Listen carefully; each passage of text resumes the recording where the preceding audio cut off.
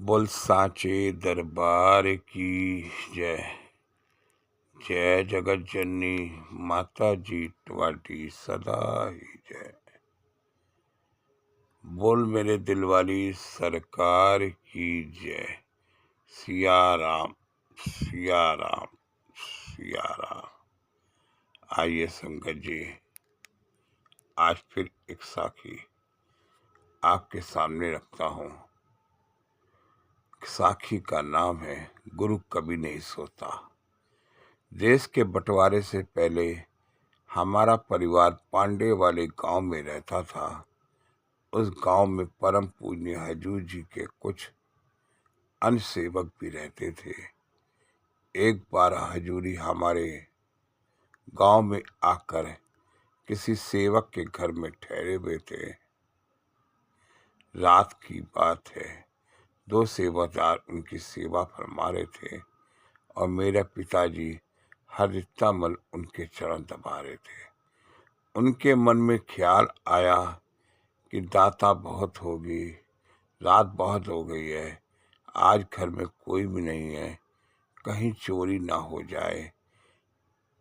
आहिस्ते के आते ही उन्होंने हजूर जी की तरफ देखा तो ऐसा लग रहा था कि हजूर जी सो गए हैं।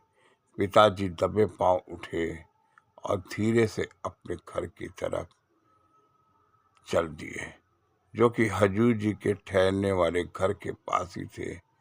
जैसे ही वह घर पहुंचे, उन्होंने देखा एक आदमी मुंडेर पर पांव लटकाया हुआ है, अपने सिर पर पगड़ी और हाथ पे डंडा रखा हुआ है। मेरे पिताजी घबरा गए। सोचा कि ना हो आज घर में चोरी हो गई है। उनका एक आदमी मुंडेर पर बैठा हुआ है। वह घर के पीछे वाले दरवाजे खोलकर सीधे छत पर चढ़ गए, लेकिन उनको मुंडेर पर बैठा हुआ आदमी फिर नजर नहीं आया। साथ वाले मकान की छत पर कुछ लोग हुक्का पी रहे थे और बातें कर रहे थे। पिताजी ने उनसे पूछा, क्यों भाई, हमारे घर पे मुंडेर पे जो आदमी बैठा था वो कहाँ गया? लोग बात कर रहे थे कि हम तो 10 बजे से बैठे हैं और रात के अब 1 बज रहा है, हमने तो यहाँ पर किसी को नहीं देखा। पिताजी हैरान हो गए और सुनकर नीचे उतर आए।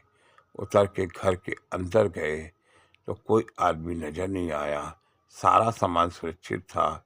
मेरे पिताजी दबे पांव वापस आ गए और दोबारा हजूर जी के तब देखा तो थोड़ी देर मुस्कुराए और फरमाए, क्यों हरदित्तामल, यहाँ कोई आदमी नहीं था, तुमने क्या सोचा कि मैं सो गया हूँ?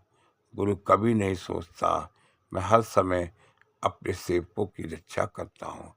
मेरे पिताजी को अपनी गलती का एहसास हो गया और उन्होंने हजूर जी से माफ़ी मांगी और भूल मारी कि ऐसा सद्गुरु ऐसा सद्गुरु हमें कहाँ मिलेगा, जहाँ पे संगत जी वो सोते हुए भी जागे रहते हैं। तभी तो कहते हैं कि हजूर जी के जन्मदिन पे संगत जी सारी संगतें अपना घर छोड़ के आती है और ताला लगा जाती हैं। वो ये सोच के जाती हैं कि हम ये जा रहे हैं घर, अब मेरी रखवाली मेरे हजूर बाबा दिलीप सिंह बेदी करेंगे। और संगतें उनके जन्मदिन पे जबलपुर आती हैं। ऐसे मेरे हजूर वो चौकीदार के रूप में भी संगत जी हमारे बीच में रहते हैं, तो हमारा तो ख्याल रखते हैं, हमारे घर का भी ध्यान रखते हैं और सभी सेवकों का वो ध्यान रखते हैं। ऐसे गुरु को शत शत प्रणाम। बोल सांचे दरबार की जय। जय जगत जननी माता जी तुम्हारी सदा ही जय। बोल मेरे दिल वाली सरकार की जय। सिया राम सिया राम सिया राम सिया सिया नजारा।